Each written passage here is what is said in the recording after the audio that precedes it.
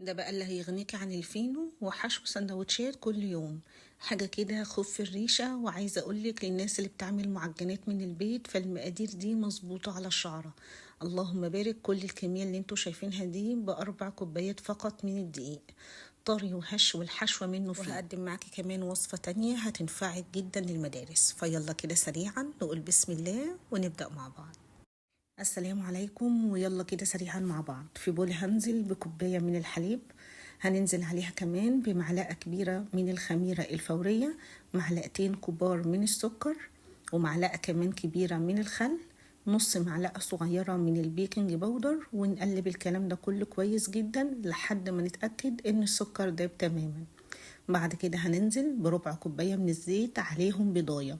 والبيضاية هنا اجباري مش اختياري، عشان انا عارفاكم كل شوية تسألوني نحط بيض ولا لا. طب انا لو مش عايزة احط بيض هنزود كمان نص معلقة من البيكنج باودر ونشيل البيضاية. تمام. جنب كده نص كوباية مية. هنزل كده على الخليط ب4 كوبايات من الدقيق، ما يعادل نص كيلو او 500 جرام. زي الفل زي الفل. نص معلقة صغيرة منسوحة من الملح. واول حاجه نبدا نعمل عرق كده حلو للدقيق، ان انا بشربه المواد السائله اللي موجوده في البوله. وجنب نص كوبايه الميه اللي قلت لكم عليها، اللي هتكون وزن معانا 100 جرام. يعني احنا كده استخدمنا سوائل 200 جرام حليب و100 جرام ميه. بس الميه بنزل بيها شويه بشويه، لان حسب نوع الدقيق ممكن ما ياخدش نص الكوبايه كلهم، وممكن كمان ياخد زياده معلقه او معلقتين. معايا اخد النص كوبايه كلها الا معلقه واحده بس كبيره. تمام. هنبدأ بقى شوية بشوية لحد ما تتكون معانا عجينة طرية ما بتلزقش تماما في الإيدين.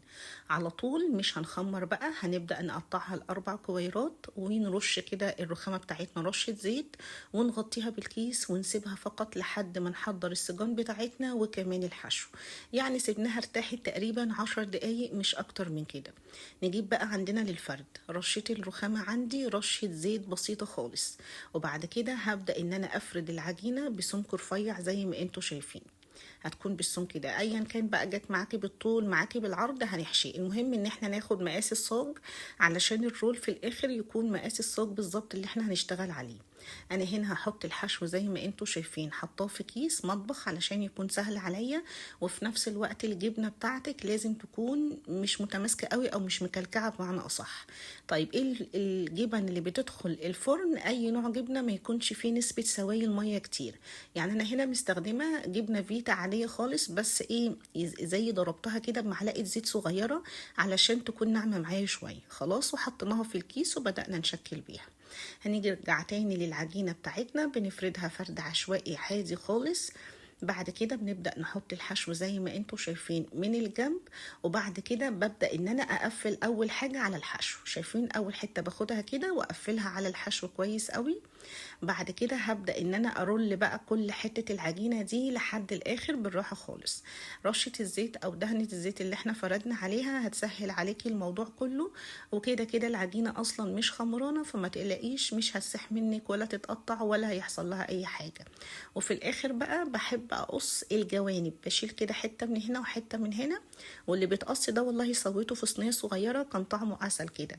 خلاص شلنا كده الجوانب، وبعد كده برولها كويس. وادي واحدة الحمد لله جت معانا بالعرض اهو من قريب. نبدأ نقفل عليها العجينة وبعد كده نرول لحد ما نوصل لاخرها. وبعد كده نقفل كويس جدا، وبحط الرول ده في الصاج على الخط بتاع القفلة دي. وبشيل بعد كده الجوانب. وبعد كده هنجيب الصاج بتاعنا. الصاج اللي انا خبزت فيه النهاردة مقاس 30 في 40، مدهون اي مادة دهنية. خلاص كده. احط بقى كده هنا زي ما انتوا شايفين، واحاول لو الرول طلع منك قصير شوية ان انت تشديه. ما تشدش معاكي مش مشكلة، احنا دلوقتي هنبدأ نقطعه وبعد كده نظبطه على مقاس الصاج كله. خلاص. بعد ما ظبطت الرولات هنبدأ بقى نقطع حسب ما انت عايزاه. انا هنا عملته حجم الباتيه بتاع الافران، يعني هيبقى حجم مظبوط قوي. وما تقلقيش الجبنة مش هتخرج ولا هيحصل لها اي حاجة.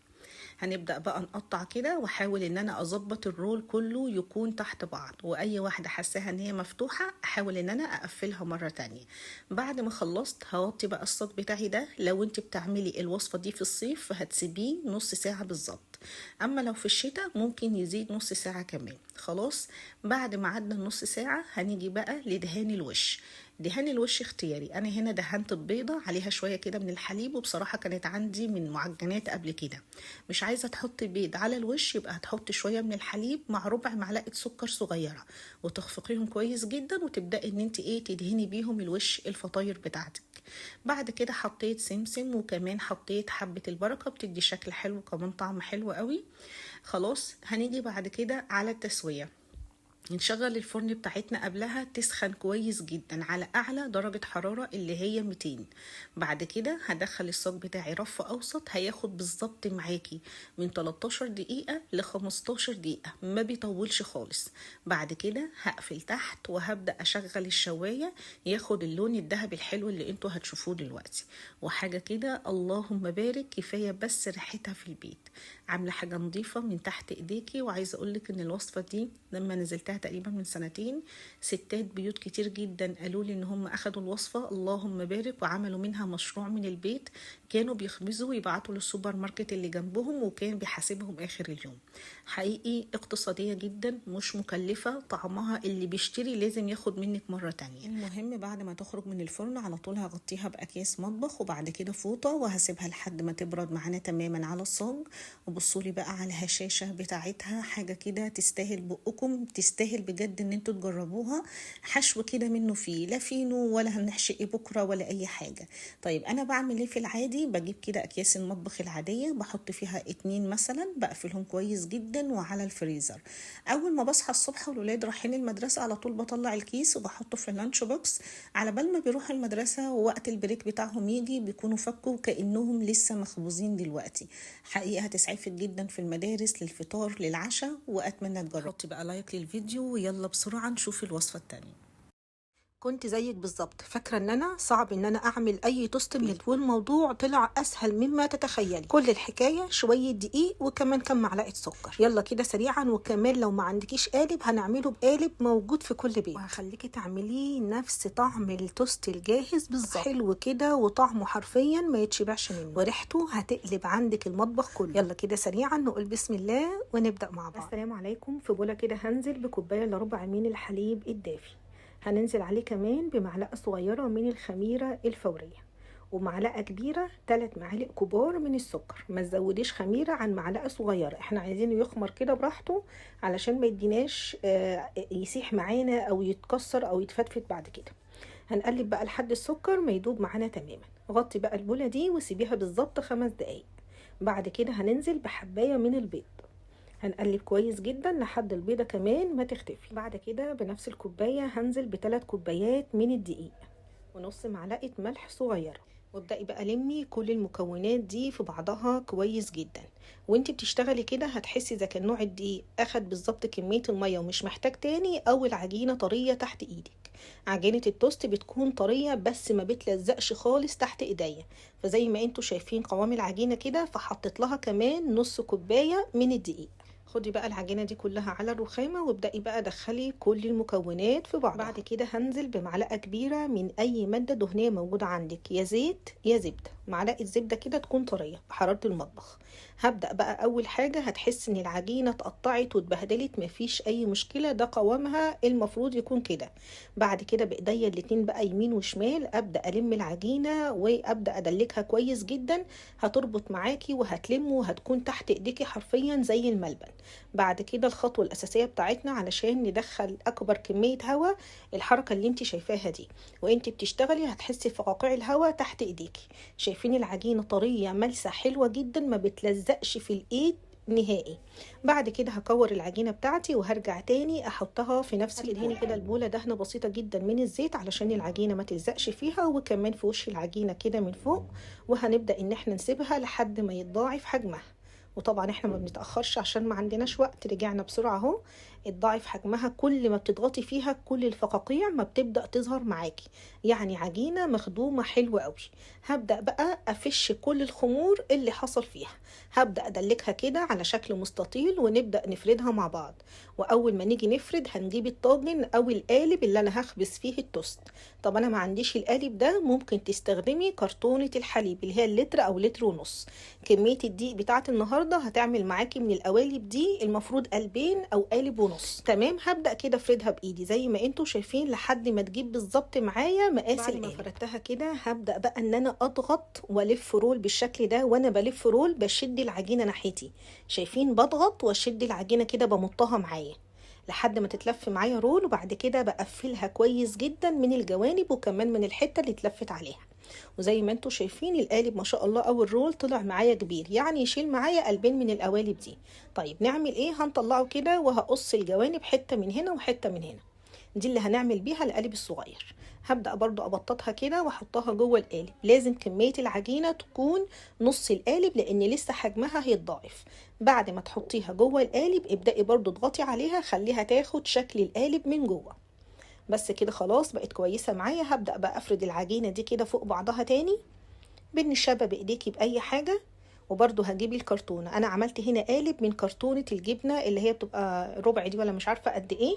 برده هبطط كده قصاد القالب بتاعي لحد ما اخد مقاس الكرتونة معايا. وبعد كده خلاص هنلفها رول بقى على ضيق، يعني بتشدي حتة العجينة كده ضيقة وتلف رول وتضغطي كويس جدا وتمطي العجينة وانتي شغالة، ونقفل كويس جدا. واديتها كده نفس الحجم بتاع كرتونة الجبنة.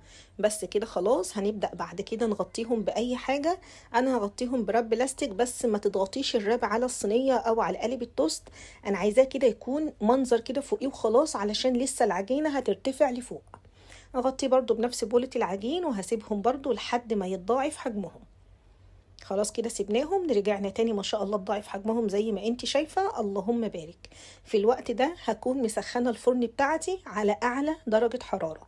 هدخل بقى الطواجن دي او القوالب دي رف اوسط على اعلى درجة حرارة اول حاجة اهو لمدة 10 دقايق اللي هي درجة حرارة 200. بعد كده ههدي النار للوسط اللي هي 180 وهسيبه بالظبط 20 دقيقة، وهو هيحمر نفسه بنفسه، مش محتاج اصلا منك شوايه. كده بس قبل ما ادخل القوالب دي جوه الفرن هبدا ان انا اشيل الجوانب بتاعه كرتونه الجبنه دي. ولو كانت القوالب اللي عندك مش قد كده ونوعها رديء زي بتاعتي كده، هتجيبي صينيه وتحطي عليها القوالب دي وبعد كده هندخلها تستوي. بعد ما هيعدي عليها الوقت اللي قلت لكم عليه هتطلع بالشكل القمر التحفه اللي انتوا شايفينه ده. عايزه اقول لك الريحه والطعم والشكل تيبيكال نفس التوست الجاهز بالظبط. اول ما هتخرج معاكي من الفرن على طول بمعلقه زبده سايحه وابدأي ادهنيها كويس جدا، ومش هنروح ناحيتها ولا نخرجها من القوالب مش قبل من 7 دقايق ل10 دقايق لحد ما تكون دافيه معايا. امسك كده القالب يطلع معايا وبمنتهى السهوله.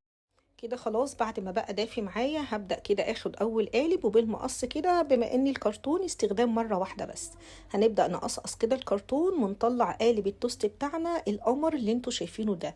تسوية مظبوطة جدا، ريحته خطيرة والله يا بنات، طعمه احلى من الجاهز بكتير. لازم تجربوه وهستنى رأيكم. هنسيبه بقى مش اقل من ساعتين قبل التقطيع، هنسيبه لما يبرد عندنا تماما، وده بيكون الشكل النهائي بتاعه. تعالوا بقى كده نقطعه ونشوف شكله من جوه عامل ازاي. ده كان معانا القالب الصغير، يعني ما حدش يقول لي ما عنديش قالب توست فما اعرفش اعمل، اهو من علبه جبنه. طب انت عايزه تعملي التوست الكبير من علبه حليب اللي هي اللتر دي الكرتون، هتقصي الجنب اللي فوق وتبداي تعملي فيها زي القوالب العاديه، ويمكن كمان الكرتون هيطلع احلى من القالب اللي اي كلام اللي عندي ده. شايفين قطعه التوست عامله ازاي؟ اللهم بارك، مختومه، مفيش فراغات، مفيش رول بقى من جوه وعجين متقطع، لا وبتمط معاكي حاجه كده بجد تستاهل بقكم، لازم تجربوها. الوصفه دي وصفات تانية كتير هسيبها لك في لينك تطبيق للطبخ فقط من غير انترنت تماما في اول تعليق. دمتم في امان الله، مع السلامه.